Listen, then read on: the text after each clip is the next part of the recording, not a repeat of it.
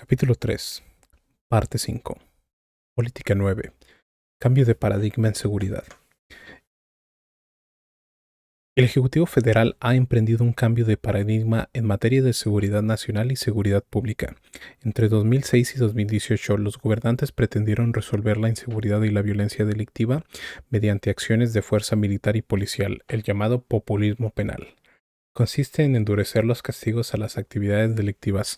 El resultado fue catastrófico, y esa estrategia dejó un saldo pavoroso de muertos, desaparecidos y lesionados, además de una crisis de derechos humanos, una descomposición institucional sin precedentes y un gravísimo daño al tejido social. Se recurrió al empleo de las Fuerzas Armadas en su configuración de cuerpos de combate, se omitió la profesionalización de las corporaciones policiales y se entregó el manejo de la seguridad a autoridades fascistoides o extremistas. Actualmente el país padece aún las consecuencias de esa política equivocada. No debe olvidarse que el 2 de enero de 2007 Felipe Calderón, por tratar de legitimarse luego del fraude electoral, ordenó desde Apatzingán, Michoacán, la participación de las Fuerzas Armadas en lo que denominó guerra contra el narcotráfico. Esta irresponsable decisión condujo a soldados y marinos a una lucha frontal contra la delincuencia organizada bajo la consigna de limpiar sin piedad como fuera, con tiro de gracia, masacres o exterminio. La prueba más fehaciente de este proceder autoritario se encuentra en el hecho de que en este sexenio se produjo el mayor índice de letalidad registrado desde la Revolución Mexicana. Debe saberse que esta tasa se obtiene del promedio de delincuentes o enemigos muertos en enfrentamientos comparado con los heridos y detenidos presentados por las fuerzas militares ante la autoridad.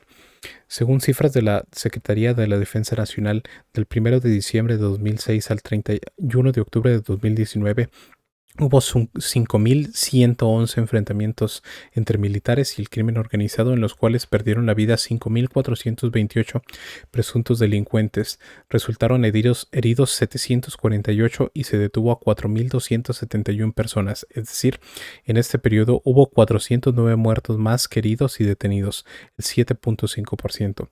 Sin embargo, en solo 2 años del gobierno de Calderón, 2011-2012, se registraron 1.898 enfrentamientos en los que murieron 2.459 personas, el 45.6% de los fallecidos en 12 años. Resultaron heridas 231 y se detuvo a 1.519, es decir, 709 muertos más, el 30%, que el número de heridos y detenidos. A estos niveles de letalidad debe agregarse que desde diciembre de 2006 al 31 de octubre de 2019, los enfrentamientos contra la delincuencia causaron 328 muertos y dejaron 1.802 heridos entre soldados y marinos. A ello debe añadirse que en los últimos 3 años del gobierno de Felipe Calderón, 2010-2012, los militares y navales fallecidos fueron 154, un promedio de 51 por año, mientras que de diciembre de 2018 al 31 de octubre de 2019, en 11 meses de nuestro gobierno han perdido la vida 14 miembros de las Fuerzas Armadas. Aunque los datos hablan por sí solos, es obvio que esta absurda y desquiciada estrategia no se repetirá y nunca más se pondrá en riesgo de manera irresponsable ni la vida ni el prestigio de los integrantes de las Fuerzas Armadas, y mucho menos se utilizará para cometer excesos y ejecutar órdenes cobardes e inhumanas. Se acabó la época de los llamados daños colaterales que afectaban a la población. La prueba más contundente de que existe una nueva política de seguridad se expuso con claridad ante la crisis de terror que se vivió por la tarde del jueves 17 de octubre en Culiacán, Sinaloa, con el operativo de detención con una orden de extradición de Ovidio Guzmán, hijo de Joaquín Guzmán Loera. En esta verdadera prueba de fuego, debido al elevado riesgo que provocaron los delincuentes al salir a la calle con armas de alto calibre, se prefirió detener el operativo y liberar al implicado para evitar una masacre en la que hubieran perdido la vida más de 200 personas, la mayoría civiles. Según el cálculo de las Fuerzas Armadas, podrán decir nuestros adversarios que demostramos debilidad, pero nada vale más que la vida de las personas, como lo afirma con finura y buena prosa el general Felipe Ángeles. La política no es un fin, la revolución no es un fin, son medios para hacer hombres a los hombres. Nada es sagrado excepto el hombre. Hay algo frágil, débil, pero infinitamente precioso que todos debemos defender: la vida. Con la convicción de que la violencia engendra más violencia y tomando en cuenta el justificado reclamo ciudadano por la inseguridad, el gobierno decidió cambiar las medidas de guerra por una política de paz y seguridad integral que ataque las raíces del descontrol delictivo y de la pérdida de seguridad y que tenga como objetivo inmediato la reducción de los índices de criminalidad. La Estrategia Nacional de Seguridad Pública establece los siguientes objetivos: erradicar la corrupción y reactivar la procuración de justicia, garantizar empleo, educación, salud y bienestar, pleno respeto a los derechos humanos, regeneración ética de las instituciones y de la sociedad, reformular el combate a las drogas, emprender la construcción de la paz, recuperación y dignificación de las cárceles, articular la seguridad nacional, la seguridad pública y la paz, repensar la seguridad nacional y reorientar a las Fuerzas Armadas, establecer la Guardia Nacional y crear coordinaciones nacionales, estatales y regionales. Aunque la argumentación de esta estrategia viene explicada por el Plan General de Desarrollo, reitero que entre las acciones principales para conseguir la paz destaca el hecho de que se estén creando mejores condiciones de vida y de trabajo para atender las causas que originan la violencia. Es decir, lo principal es que haya empleos, buenos salarios, bienestar y se garantice a los jóvenes el derecho a la educación y al trabajo. En todo esto estamos actuando, pero también nos ocupamos de auspiciar la regeneración ética de las instituciones y de la sociedad. En el ámbito de la seguridad pública y el combate a la delincuencia organizada, la regeneración ética es optar por los medios pacíficos y la confianza previa en el buen comportamiento de la mayoría de las personas. Para alcanzar la regeneración moral de la sociedad es indispensable auspiciar la cohesión y el fortalecimiento de la familia. La izquierda ha dejado esta cuestión a la derecha, suponiendo que es más importante lo colectivo o comunitario. Sin embargo, considero que es fundamental no omitir la importancia de la familia, sobre todo en el caso de México, en donde existe una gran tradición de fraternidad y solidaridad entre familiares cercanos o lejanos. En otros países, por ejemplo, y lo expreso con respeto, cuando los hijos van saliendo de la adolescencia deben salir también del hogar, mientras nosotros no queremos que se vayan nunca, y hasta abusan quedándose más de la cuenta. En otras palabras, a pesar de que la familia ha estado sometida a fuertes presiones económicas y sociales que afectan su integridad y sus valores afectivos, sigue siendo el más eficaz sistema de seguridad social con el que contamos. Por una cultura que viene de lejos, cuando a uno de los miembros le va mal, se enferma, fracasa o envejece, los demás acuden invariablemente en su apoyo. Esta institución que, durante el neoliberalismo, resultó muy dañada porque padeció como nunca de pobreza, desintegración y olvido, debe ser ahora atendida en lo material y fortalecida en lo espiritual para que siga siendo un núcleo de felicidad y pueda desempeñar una función central en la regeneración de la vida comunitaria y la consecución de la paz y la tranquilidad en el país. También explico que ya se tiene un mando coordinado en materia de seguridad. El Gabinete de Seguridad es encabezado por el presidente, sesiona de lunes a viernes de 6 a 7 de la mañana en Palacio Nacional, participan los secretarios de Seguridad y Protección Ciudadana, Gobernación, Marina y Defensa, y se convoca con regularidad a otros servidores públicos. Este modelo se replica a escala estatal y regional con la participación de los coordinadores federales, los ejecutivos estatales y sus comandancias de Policía y Seguridad Pública, así como invitaciones especiales a las fiscalías y autoridades judiciales locales. Hasta ahora se han desplegado 71,000 elementos de la Guardia Nacional que actúan en 150 coordinaciones territoriales del país, aunque la meta es llegar a 140,000 elementos en 266 coordinaciones en todas las regiones de México.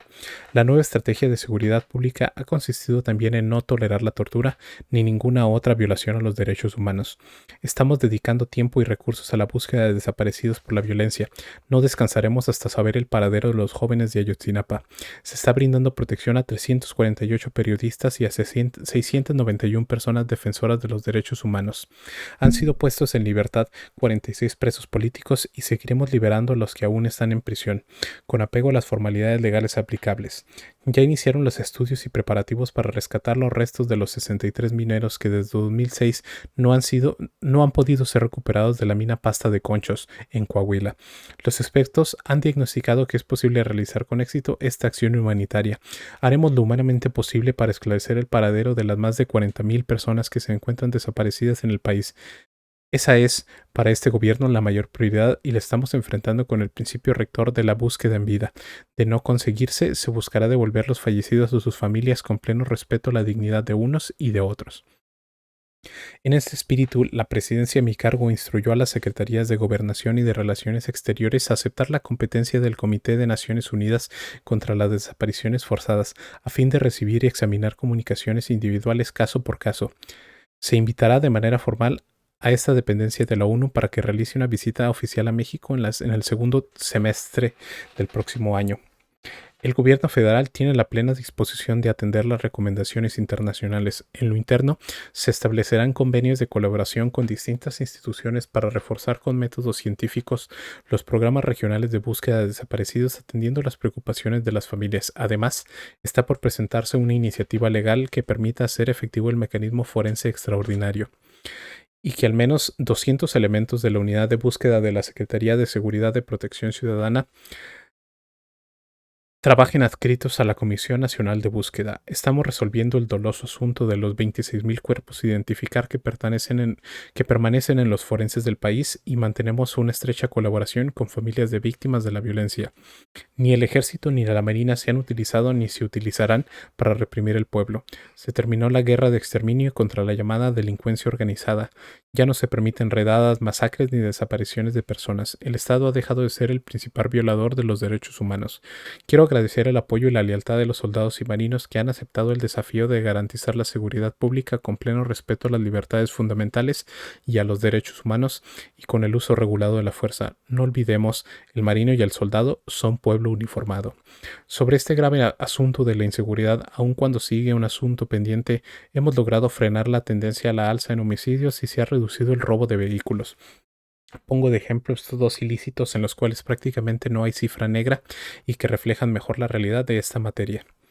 Reitero que, aunque todavía no hemos tenido buenos resultados en cuanto a la disminución de la incidencia delictiva en el país y que esta constituye nuestro principal desafío, estamos seguros de que lograremos serenar a México con trabajo coordinado de todo el gobierno, con perseverancia, profesionalismo, honestidad y sobre todo con acciones guiadas por el principio de que la paz es fruto de la justicia. Política 10. República amorosa y fraterna.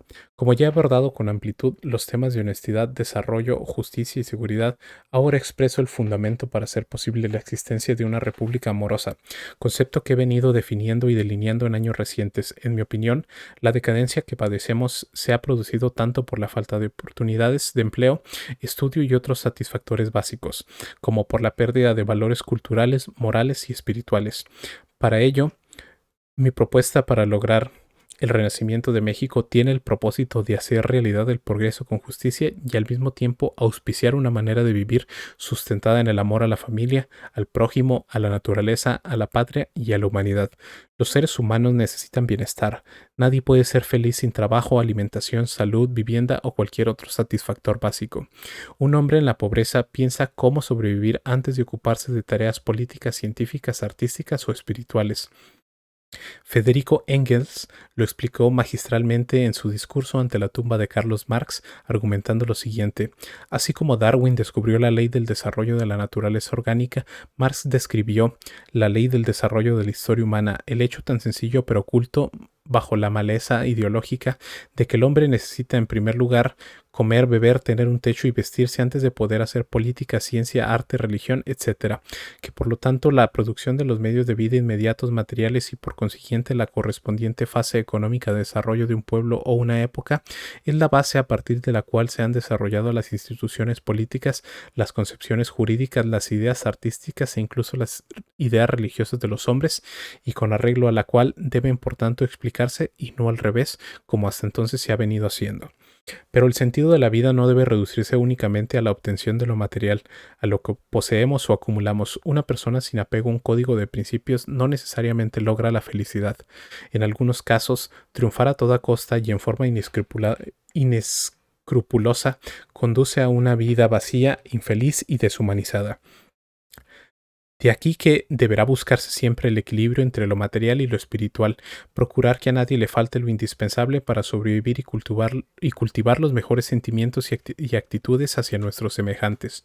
Cuando hablo de una república amorosa con dimensión social y grandeza espiritual, propongo regenerar la vida pública de México mediante una nueva forma de hacer política, aplicando en prudente armonía tres ideas rectoras: la honestidad, la justicia y el amor.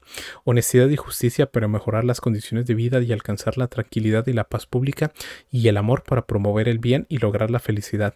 Como hemos sostenido más de una vez, la crisis actual se debe no solo a la falta de bienes materiales, sino también a la pérdida de valores. De ahí que sea indispensable auspiciar una nueva corriente de pensamiento para promover un paradigma moral del amor a la familia, al prójimo, a la naturaleza y al país. La descomposición social y los males que nos aquejan no solo deben contrarrestarse con desarrollo y bienestar, y mucho menos con medidas coercitivas. Las acciones para mejorar en lo material son importantes, pero no bastan. Es preciso también fortalecer los sentimientos humanitarios. José Martí, en el prólogo al libro La decadencia de la mentira, la importancia de no hacer nada de Oscar Wilde, sostiene que le parecían abominables los pueblos que por el culto de su bienestar material olvidaban el bienestar del alma, que aligera tanto los hombres humanos de la pesadumbre de la vida y predispone gratamente al esfuerzo y al trabajo. A partir de la reserva moral y cultural que todavía existe en las familias y en las comunidades de México, profundo y apoyados en la inmensa bondad de nuestro pueblo, estamos emprendiendo la tarea de exaltar y promover valores individuales y colectivos. Es urgente revertir el actual predominio del individualismo por sobre los principios que alientan a hacer el bien en pro de los demás. Sé que este es un tema muy polémico, pero creo que si la regeneración moral no se pone en el centro de la discusión y del debate, no iremos al fondo del problema.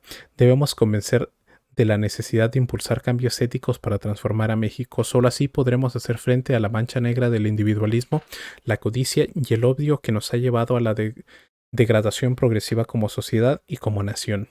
Quienes piensan que este asunto no corresponde a la política olvidan que la meta última de la política es lograr el amor y hacer el bien, porque en ello radica la verdadera felicidad.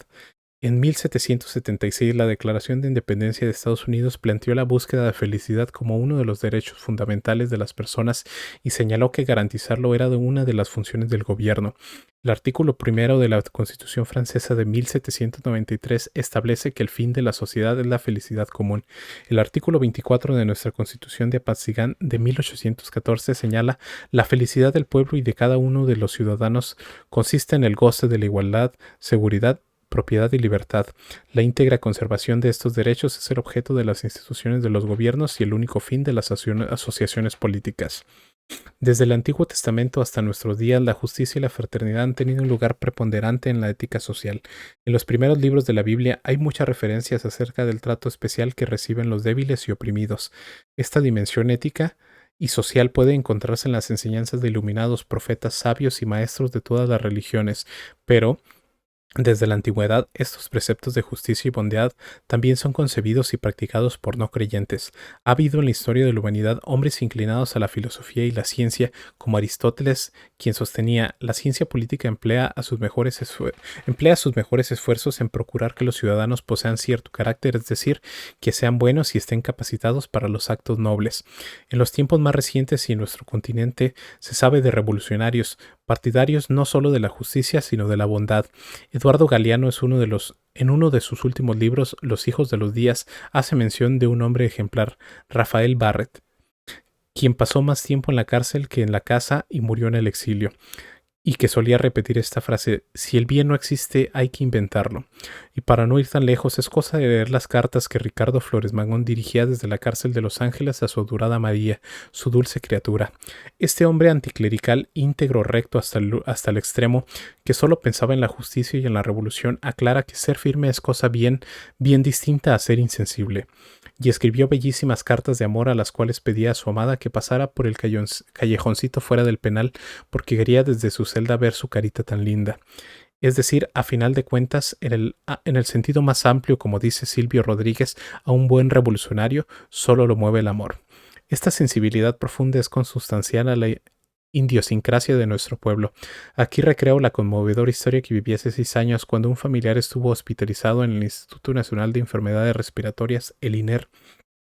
En el área de neumología había un niño a quien de cariño le decían Chuchín. Nació a los 6 meses de gestación y padecía una enfermedad que requería de atención médica especializada y permanente. Nunca pudo comer sólidos porque tenía una traqueotomía y lo alimentaban del estómago a través de un aparato. No conoció la calle, permaneció 3 años en el hospital. Sus padres son personas humildes de Xochimilco. Pues bien, este niño fue tratado por todos los trabajadores del INER con el amor que merecía.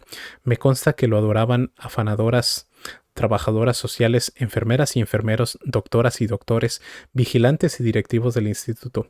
El Día del Niño, el Día de Reyes o cuando cumplía años lo celebraban con pastel, juguetes y regalos, hasta que lamentablemente dejó de existir, pero con todo, con el amor de todos a su alrededor.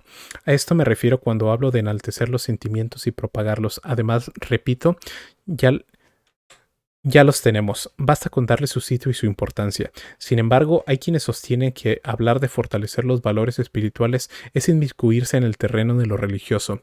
La respuesta magistral a tal cuestionamiento la aporta Alfonso Reyes en su cartilla moral. El bien no solo es obligatorio para los creyentes, sino en general para todas las personas. El bien no solo se funda en la recompensa que el religioso espera recibir en el cielo, sino en razones que pertenecen a este mundo. En los pueblos de Oaxaca, por ejemplo, los miembros de la comunidad practican sus creencias religiosas y al mismo tiempo trabajan en obras públicas y en cargos de gobierno sin recibir salario o sueldo, motivados por el principio moral de que se debe servir a los demás, a la colectividad. Luego entonces el propósito es contribuir a la formación de mujeres y hombres buenos y felices, con la premisa de que ser bueno es el único modo de ser dichoso. El que tiene la conciencia tranquila duerme bien y vive contento. Debemos insistir en que hacer el bien es el principal de nuestros deberes morales. El bien es una cuestión de amor y de respeto a lo que es bueno para todos. Además, la felicidad no se logra acumulando riquezas, títulos ni fama, sino mediante la armonía con nuestra conciencia, con nosotros mismos y con el prójimo. La felicidad profunda y verdadera no puede saberse únicamente en los placeres fugaces. Estos aportan felicidad instantánea, pero si no se ha logrado a la existencia propia un sentido adicional y trascendente, después de ellos queda el vacío de la vida, que puede ser terriblemente triste y angustioso.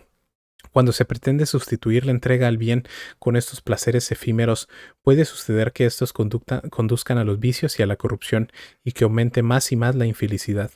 En consecuencia, es necesario concentrarnos en hacer el bien, en el amor y en armonizar los placeres que ayudan a aliviar las tensiones e insatisfacciones de la vida. José Martí decía que autolimitarnos, la doma de nosotros mismos, forja la personalidad, embellece la vida y da felicidad. Pero en caso de conflicto o cuando se tiene que optar, la inclinación por el bien ha de predominar sobre los placeres momentarios.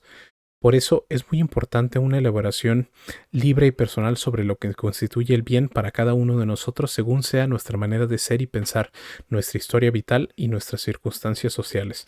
Sin embargo, existen preceptos generales que son aceptados como fuente de felicidad humana. Reyes, en su cartilla moral, los aborda desde el más individual hasta el más general, desde el más personal hasta el más impersonal.